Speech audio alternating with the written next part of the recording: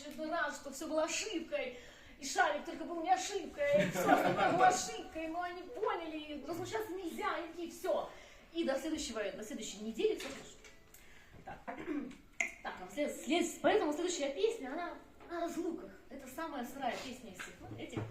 Вот, поэтому, в общем, самая сырая. Ну, то есть просто сырее, чем все остальные. Сырее, чем все остальные, как бы, да. Ну, сырее.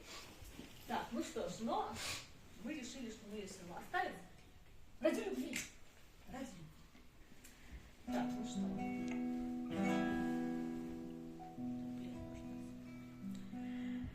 И глянет мгла из всех болот, из всех теснин, и засвистит веселый кнут над белой парою. Ты запоешь свою тоску, летя во тьму один, а я одна заплачу песню старую. Разлука вот извечный враг одесских грез, разлука вот полночный тать счастливой полночи. И лишь земля из-под колес, и не расслышать из-за гроз ни ваших шпаг, ни наших слез, ни слова помощи.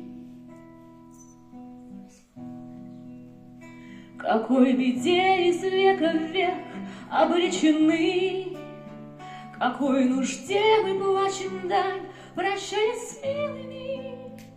И отчего нам эта явь такие дарит сны, что дивный свет над песнями унылыми?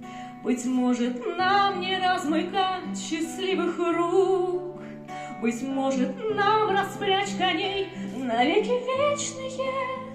Но стонет север, ключит юг, и в нос колес прощальный стук, и вот судьба разбита вдруг, а версты встречные.